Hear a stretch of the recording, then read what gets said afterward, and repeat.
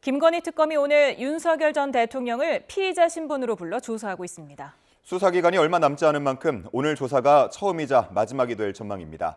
취재 기자 연결합니다. 안동준 기자. 네, 김건희 특검 사무실입니다. 네, 윤 전 대통령 조사 2시간 가까이 진행 중이죠? 네, 그렇습니다. 특검은 오전 10시부터 윤석열 전 대통령에 대한 대면 조사를 진행하고 있습니다. 윤 전 대통령은 오전 9시쯤 법무부 호송차를 타고 이곳 특검 사무실에 도착했고요. 10시부터 시작된 조사에서 윤 전 대통령은 거부권을 행사하지 않고 대체로 진술하고 있는 것으로 파악됐습니다. 오늘 조사는 김건희 특검이 지난 7월 출범한 이후 윤 전 대통령에 대한 첫 조사인데요. 앞서 특검은 지난 7월 말부터 수차례 소환을 통보했지만 윤 전 대통령은 응하지 않았습니다. 이에 특검이 구치소에서 강제 구인을 시도하면서 윤 전 대통령 측과 특검의 신경전이 벌어지기도 했습니다.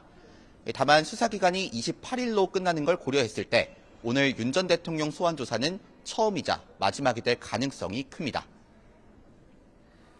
오늘 어떤 부분에 대한 조사가 이루어지는지도 정리해 주시죠.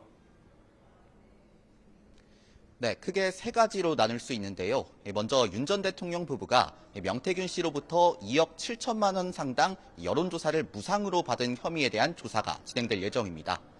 김건희 씨는 해당 의혹과 관련해 이미 정치자금법 위반 혐의로 기소돼 4달 선고를 앞두고 있습니다.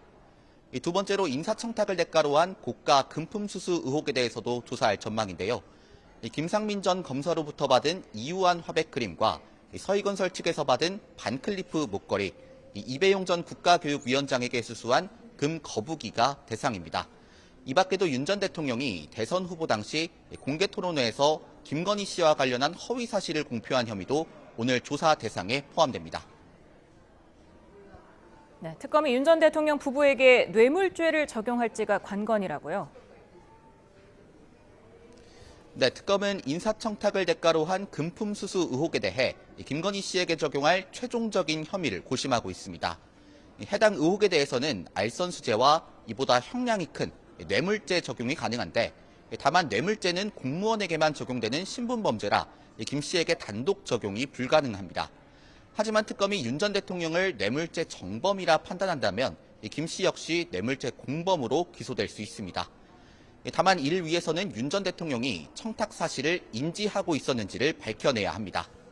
일단 윤 전 대통령 측 변호인들은 윤 전 대통령이 청탁이나 김건희 씨의 귀금속 수수 사실을 인지하지 못했다며 혐의를 부인했습니다. 그럼에도 특검은 오늘 조사와 그동안의 수사 결과를 토대로 조만간 윤 전 대통령 부부를 기소할 전망입니다. 지금까지 김건희 특검 사무실에서 YTN 안동준입니다.